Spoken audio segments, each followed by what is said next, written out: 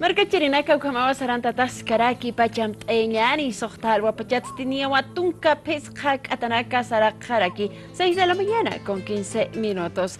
Hichasti akawakish awisaru aruski pañani wakis awisarusti huiltani waitan wan viceministro de descolonización Félix Cárdenas Gilataru. Hupastik hanaist istaniwa kauknirinaka sa amtawinaka jaka 2018 marataki ukamaraki a la cita katutsa para Oistaniwan y que haya cajutiri miércoles 24 de enero kuroja walipuni ataraki chineja hilata runt asinyani kamisaki lekita askiuruki panaya kamawa humas hayait ataraki tayus pagar atatawa vice hilata viceministro wali alwatapiniwa purint aniwa itukata kampejania kimskutiu purin harakta oka wali kusiskanya markachirina katakisa. Hermano viceministro, ya se aproxima la Feria de la Alacita. Un logro más de nuestro gobierno. Ya esta feria es declarado patrimonio cultural de nuestra Bolivia. Realmente algo que alegra. Sí, este ha sido un proceso desde el 2010, donde el gobierno del Estado plurinacional ha planteado a la UNESCO que la Alacita debería ser patrimonio de la humanidad. Ha habido diferentes procesos, pero en resumen no es la Alacita el patrimonio, la feria de la Alacita, porque esta feria hay en muchos lugares. Lo que es declarado patrimonio es la ritualidad, ¿no? Todo lo que hacemos en la Alacita, ¿no? A eso lo llamamos el recorrido ritual de la ciudad de La Paz durante la Alacita. Entonces, ¿qué es lo que hacemos? Lo que hacemos nosotros quizás a fin de año en cada familia es, ¿qué hemos hecho este año?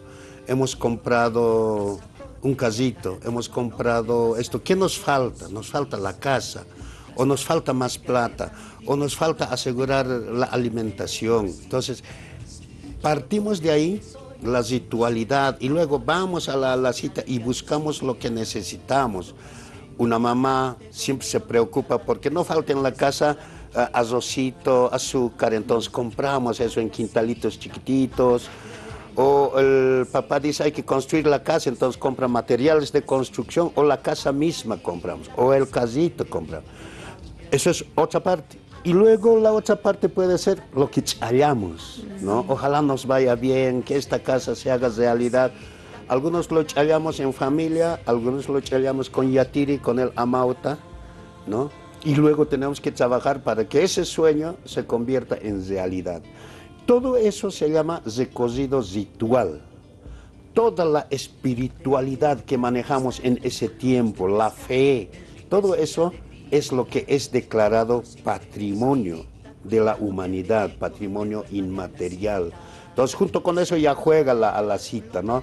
Que te ofrece de todo, que te ofrece billetitos, que te ofrece títulos a los jóvenes, sueñan con un título los jóvenes. Todo eso es parte de una ritualidad, no solamente es el comercio donde se venden miniaturas, sino que nuestros sueños se convierten en miniaturas para convertirlos en realidad. Entonces, eso es el recorrido ritual que ha sido declarado Patrimonio Inmaterial de la Humanidad mediante la UNESCO.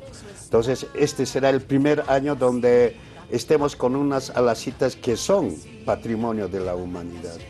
Ahora, ¿qué tenemos de la Illa? Tengo entendido que ese día también la Illa va a ser muy venerado. Ese día pues vamos a dar vueltas, me comentaban. ¿Cómo? Claro, la Illa, miren, cuando llegó la Illa en noviembre del 2015, lo hemos hecho bajar en una caravana desde el Alto, ¿no? Un 23 de enero hasta las Alacitas, ¿no?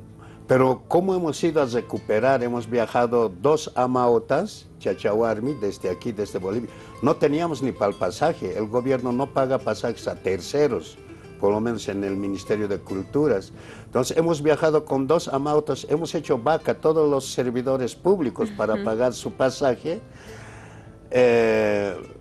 Vamos hasta Berna, Suiza, Llevamos a nuestros amautas con coca, con alcohol, encontramos la isla en un rinconcito y los amautas llorando se abrazan a la isla y le dicen, tienes que venirte, tu pueblo te necesita, tanto tiempo estás lejos. Así le hablan, le ponen coca. Y los gringuitos del museo están mirando porque no saben qué es lo que está pasando. Les hemos sorprendido, no se debería permitir ingresar coca, alcohol, hacer ceremonia ahí, una ceremonia muy rápida. Entonces, así dijimos, luego hemos charlado, nos han puesto muchas condiciones de comprobar que es nuestro, ya eso ya es especialidad de otros hermanos, pero ya el 2014 vuelve la isla. Entonces, esto de la isla tiene una historia diferente. Ahora vamos a ver que nuestro equeco es criollo, ¿no? El que está cargadito de todas las miniaturas. El verdadero equeco es esta isla, la isla, el equeco Tunu. Esto tiene que ver con el cerco de Tupac Katari también. Cuando Tupac Katari ha hecho el cerco a La Paz, y la gente, los españoles estaban muriendo de hambre, estaban atizando sus zapatos, haciendo hervir sus zapatos para tomar algo de caldo, y habían matado pesos, de todo está en la historia. Segurola, que era el corregidor en La Paz, tenía una sirvienta, se dice en esos tiempos, una aymara.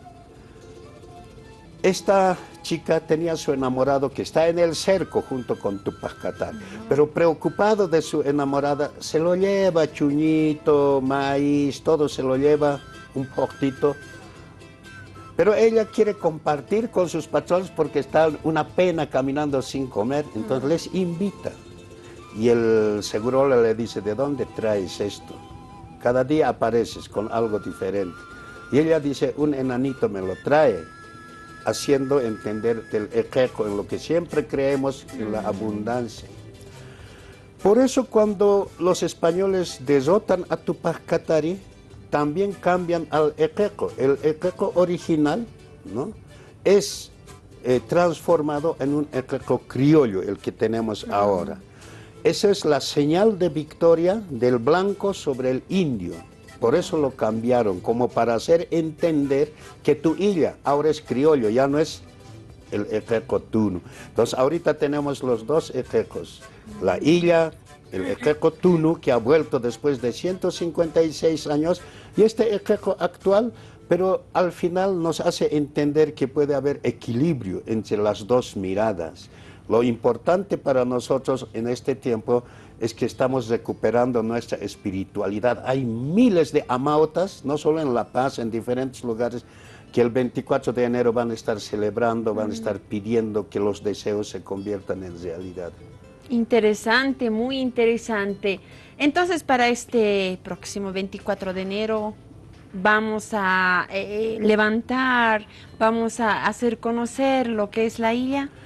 Ahora vamos a hacer dos recorridos con la isla. Primero es el 23 de enero, en la tarde, junto con las de Fenaena, que son los feriantes de Alacitas y Navidad.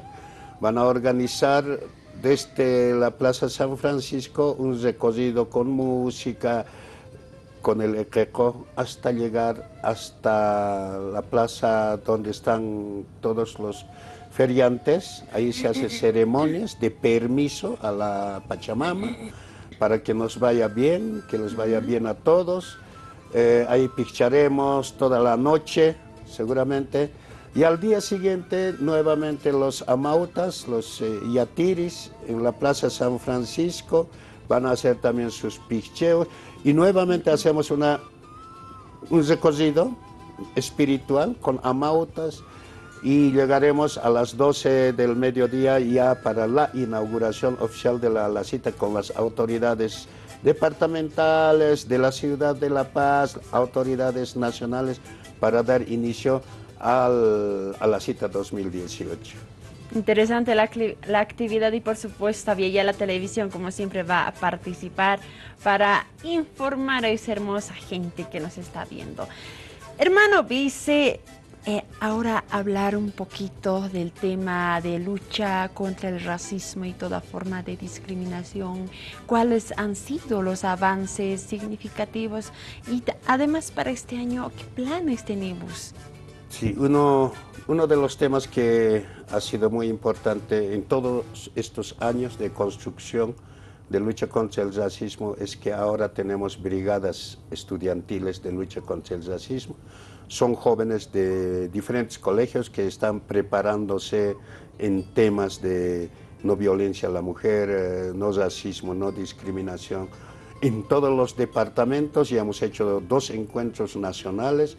Son jóvenes muy preparados que también están encontrando tal vez su carrera. Algunos dicen yo voy a estudiar Derecho, yo voy a estudiar Sociología.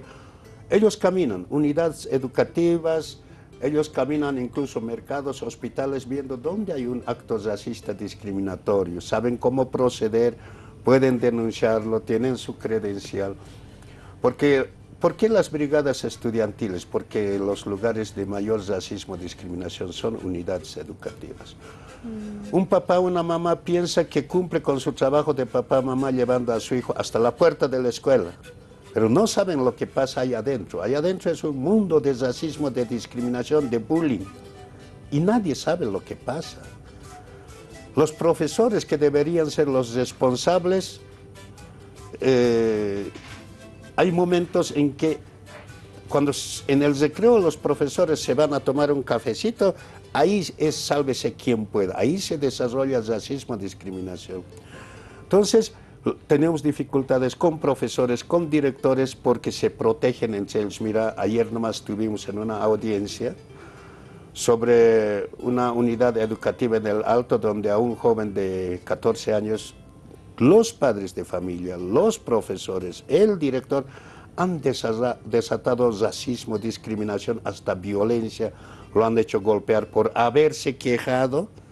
Ese director, esa profesora, tiene 3 años de sentencia por la vía penal, el director 2 años.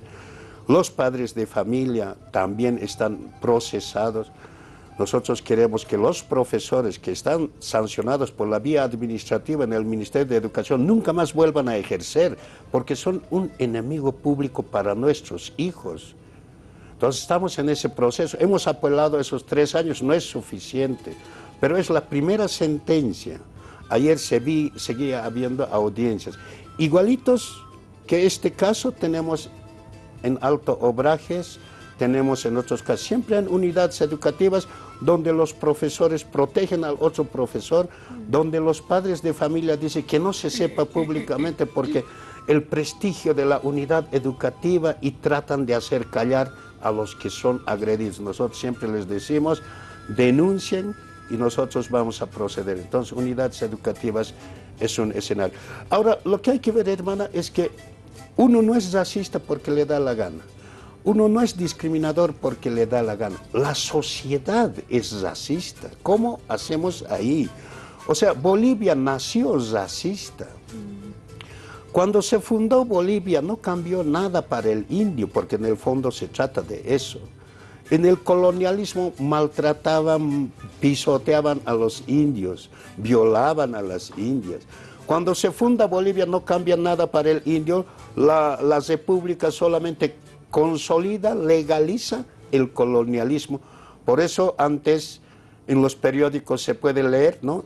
Se vende hacienda con pongos y taquiaris. O sea, nosotros éramos la yapa de los negocios de compra-venta de hacienda. Cómprame mi hacienda, ¿con cuántos indios quieres? Con 2, con 3, con 4, pero cómprame. O sea, éramos la yapa. Esa es la estructura racista hasta ahora. Hay educación urbana, educación rural. Maestros rurales, maestros urbanos. O sea, para nosotros la educación no es educación, es instrucción, pero para los otros es educación. Y así vamos a ver las Fuerzas Armadas, así vamos a ver la policía. Es un país racista. Por eso ahorita también, si podemos ver la norma Pierola nomás, que es nuestra casera en temas de racismo y discriminación. Prefiero dictadura de botas que de ojotes. Está haciendo todo quiero menos un indio. Eso se llama incitación al racismo. Entonces la norma Pierola lo que está haciendo es desenmascarar todas estas movilizaciones, porque no es el tema de reivindicación de un punto, 2 puntos del Código Penal. Prefiero el Código Penal de Banzer, de un militar, de un dictador, no de un indio, de Evo Morales. Entonces, es una frase emblemática que desnuda nuestro país, que sus objetivos son racistas de una clase conservadora. Entonces, ¿cómo solucionamos este tema? No se trata de meter a la cárcel a los racistas, se trata de construir un nuevo tipo de sociedad. Interesante. Y hablando de estas brigadas estudiantiles, vice, ¿en el área rural o en el área urbano, ya que estamos metidos de esta manera en estos ámbitos, en dónde más encontramos racismo hablando de unidades educativas? En el área urbana, en el área rural, probablemente haya otro tipo de expresión de discriminación. Hay una especie de gente también, marca Karanaxiritanante. También hay eso, ¿no? No hemos profundizado este tema en el área rural, pero obviamente que las conductas urbanas se reproducen en el área rural. Pero aquí ya hay más control de la comunidad. Yo veo cada lunes en muchos lugares donde están iniciando la semana educativa, todos los gilacatas están ahí, todos los profesores tienen que estar y todos juntos cantan el himno nacional. Lo que no podemos ver en el área urbana, que los padres de familia estén cantando el himno nacional junto con todos los profesores y los alumnos. O sea, hay un poco más de sentimiento comunitario en el área rural, un poco más de control, pero no es suficiente. Ya se ha aprendido muchas cosas en la juventud, pero trabajamos mayormente nosotros con jóvenes en área rural. Vemos que los jóvenes tienen más hambre de aprender, por eso les distribuimos el libro de Fausto Reinaga, como una forma de entender el país y de combatir el racismo, ¿no? El tema indio, indígena, sigue un tema latente. Cuando la Norma Pierola dice, prefiero dictadura de botas a de ojotas, está diciendo, no al Evo, está diciendo a todos los indios, no quiero indios en el gobierno, en mi camino. Entonces, por eso dicen los dirigentes, el cerco de Túpac Katari no ha terminado.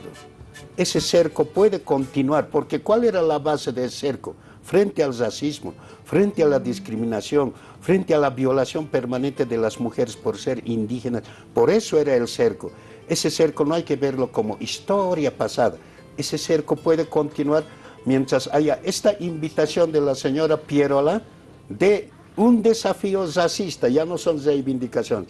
Nos está diciendo, vengan aquí a la cancha, definiremos, y hay líderes indianistas, no somos iguales, cataristas muy radicales que no se van a hacer rogar a esa invitación, a esa provocación, y entonces lo que estamos viendo no es un escenario de izquierda versus derecha, de oposición frente al gobierno, es una confrontación racista, eso es lo que está pintando. Interesante. Vice, para reiterar, ¿alrededor de cuántas brigadas estudiantiles tenemos en Bolivia?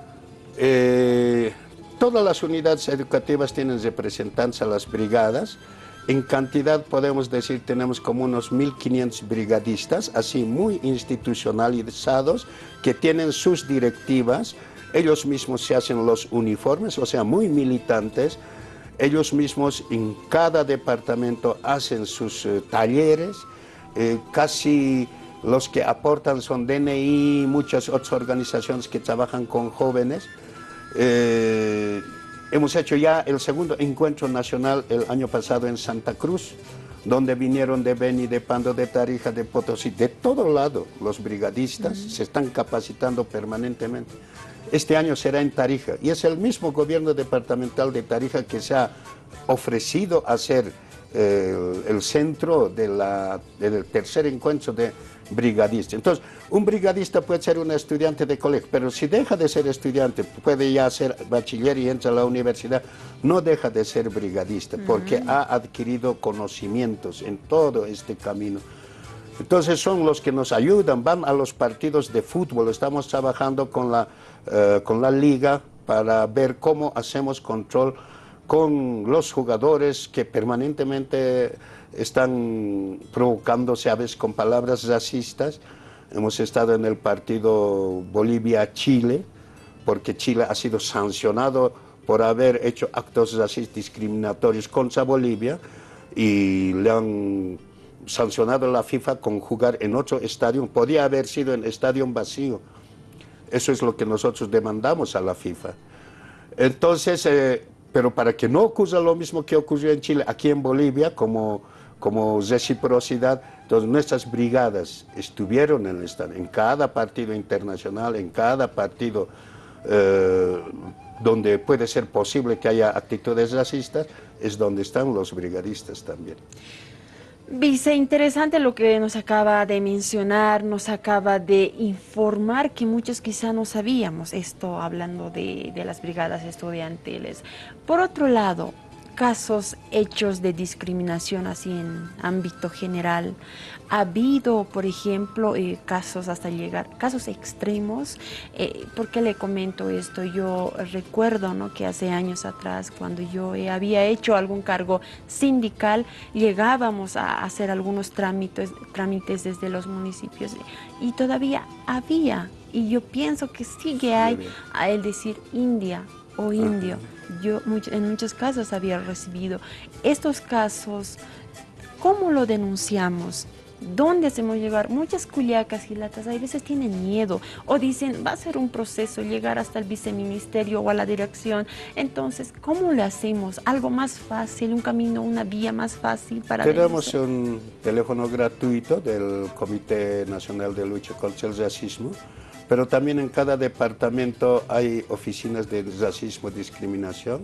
El año pasado, por ejemplo, en la policía han creado la Dirección Nacional de Lucha contra de Descolonización, donde está racismo, despatriarcalización a nivel nacional. Todavía estamos consolidando la institucionalidad en muchos lugares. A ver, un caso emblemático que hemos tenido el año pasado.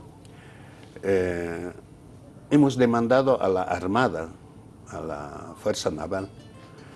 Nosotros tenemos denuncias y esto casi no es información que siempre lo damos.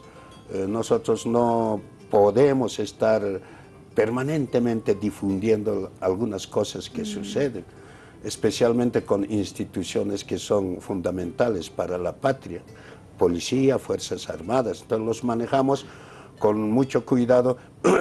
Pero ya son muchas las denuncias en el conjunto de las Fuerzas Armadas, especialmente en la Armada, en la Naval, sobre racismo y discriminación. Con cualquier pretexto. Pueden decir faltas disciplinarias, pero resulta que en todos los casos que encontramos, siempre se trata de hombres o mujeres que han logrado llegar hasta el final, ya van a ser almirantes, ya van a salir profesionales de la escuela naval, de la academia, de cualquier lugar, justo en ese momento les cortan, por ser aymara, por ser quechua. Entonces esperan hasta ese nivel. Entonces tuvimos un caso en la Armada donde un joven aymara, provincia Aroma, ya estaba a meses de terminar su carrera y le cortaron por supuestas faltas disciplinarias. Nosotros hemos rogado a las autoridades de la Armada que esto es racismo, discriminación, que sus reglamentos internos no están en concordancia con la Constitución y que muchas cosas que tienen las Fuerzas Armadas son obsoletas, tienen que adecuarse a la Constitución política. Entonces les hemos demandado, porque como no querían arreglar de a buenas, se dice, los hemos demandado, hemos hecho amparo constitucional y les hemos ganado. Y el amparo constitucional en Sucre también ha sido ratificado, de tal forma que la Armada está obligada a devolver a este joven en el lugar donde estaba. Entonces ahora estamos en ese momento, en este mes de enero y febrero, ¿no? Que ya no puede primar esa rígida forma de ver que tienen las Fuerzas Armadas. Hay leyes que competen a todos. Entonces es un tema pendiente que yo recién lo estoy diciendo, como hemos a la Armada le hemos ganado en un amparo constitucional que ha sido ratificado en Sucre, pero tenemos casos así en casi todos los lugares, en el colegio militar, en diferentes lugares, y todos estos casos tienen relación con cualquier pretexto que diga disciplinario, pero para nosotros es solamente racismo porque su apellido o su procedencia es de alguna provincia. Entonces hay mucho que hablar todavía dentro de las Fuerzas Armadas. Interesante, viceministro, para cerrar esta entrevista, ¿cuánto de avance, hablando un porcentaje, cuánto de avance hemos tenido desde que se ha creado este viceministerio en cuanto a la discriminación? Lo que dice la ley, la idea no es meter racistas en las cárceles. Por la ley dice que cuando hay un acto racista discriminatorio, lo mejor es ir por la vía de la conciliación. Conciliación quiere decir pedir disculpas. El que ha agredido, no, discúlpame, en un momento te he agredido. Pero la disculpa tiene sentido cuando el agredido acepta la disculpa.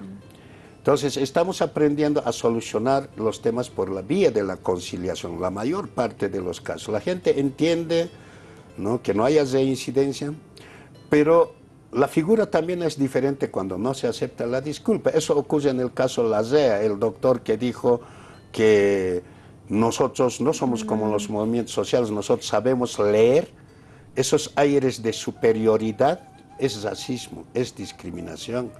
Este doctor Lazea se olvida de su origen, se olvida que viene de Curahuara de Carangas, se olvida que su papá es Jilacata, autoridad originaria, y que pretende hacer aparecerse como alguien especial, diferente a su origen. Entonces, realmente eso es lamentable. Ha pedido disculpas, muy bien, cumple la ley, pero la Confederación Sindical Única de Trabajadores Campesinos no aceptó la disculpa. Entonces el proceso continúa, eso dice también la ley. La disculpa tiene sentido cuando es honesta, cuando es amplia, cuando es sincera. No fue así. Entonces le dijeron no disculpamos nada, el proceso continúa. Pero lo que hemos aprendido es que es mejor manejar los temas por la vía de la conciliación. Cuando hay alumnos que han hecho actos racistas en alguna unidad educativa, su trabajo es ir a los diferentes cursos a dar charlas sobre no racismo, no discriminación. Interesante trabajo que se va realizando desde el Viceministerio de Descolonización.